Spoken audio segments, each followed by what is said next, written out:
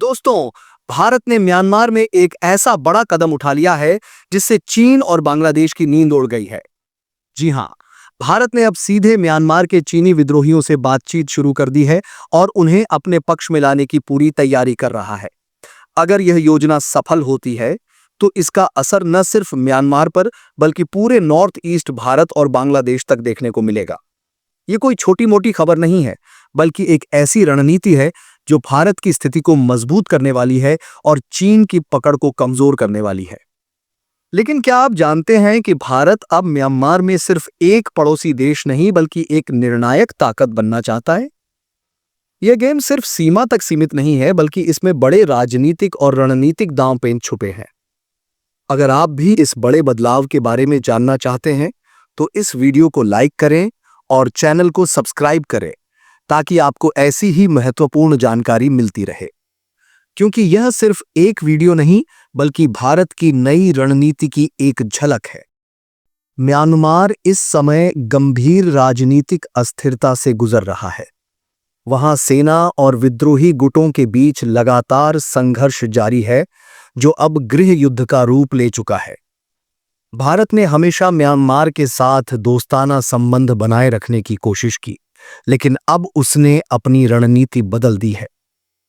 भारत अब म्यांमार के चीनी विद्रोही गुटों से सीधे बातचीत कर रहा है। ये गुट मुख्य रूप से म्यांमार के पश्चिमी इलाके और भारत के मिजोरम राज्य के आसपास पाए जाते हैं। इनका मुख्य संगठन चीन नेशनल आर्मी है, जो म्यांमार में चीनी मूल के लोगों के लिए अलग पहचान और अधिकारों की मांग कर रहा है। अब भारत इन विद्रोहियों को दो विकल्प दे रहा है: भारत के साथ आएं और सहयोग करें,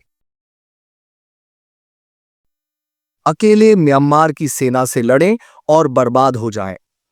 अब सोचिए, अगर ये विद्रोही भारत के समर्थन में आ जाते हैं तो इसका सीधा असर म्यांमार की राजनीति और भारत के नॉर्थ ईस्ट इलाकों पर पड़ेगा। मिजोरम में पहले से ही चीनी विद्रोहियों के लिए सहानुभूति है, क्योंकि बड़ी संख्या में उनके शरणार्थी वहां बसे हुए हैं। इसके अलावा भारत के पूर्वोत्तर राज्यों में भी अलग अलग समुदाय अपनी पहचान बनाए रखना चाहते हैं। जैसे त्रिपुरा में ग्रेटर त्रिपुरा, मणिपुर में कोकीलैंड और मिजोरम में ग्रेटर मिजोरम की मांग उठ रही है। अब भारत इन सभी गुटों को एकजुट करके एक नया राज्य बनाने की योजना बना सकता है, जिसे ग्रेटर मिजोरम या मिजो हिल्स कहा जा सकता है। हाल ही में भारत ने पूर्वोत्तर में दो बड़े प्रशासनिक बदलाव किए हैं। अजय भल्ला को मणिपुर का नया गवर्नर बनाया गया है। वे पूर्व गृह सचिव रह चुके हैं और आंतरिक सुरक्षा मामलों के विशेषज्ञ हैं। अब यह साफ हो गया है कि भारत ने इस पूरे क्षेत्र के लिए एक बड़ा प्लान तैयार कर लिया है और इसे लागू करने के लिए अनुभवी अधिकारियों को तैनात किया गया है।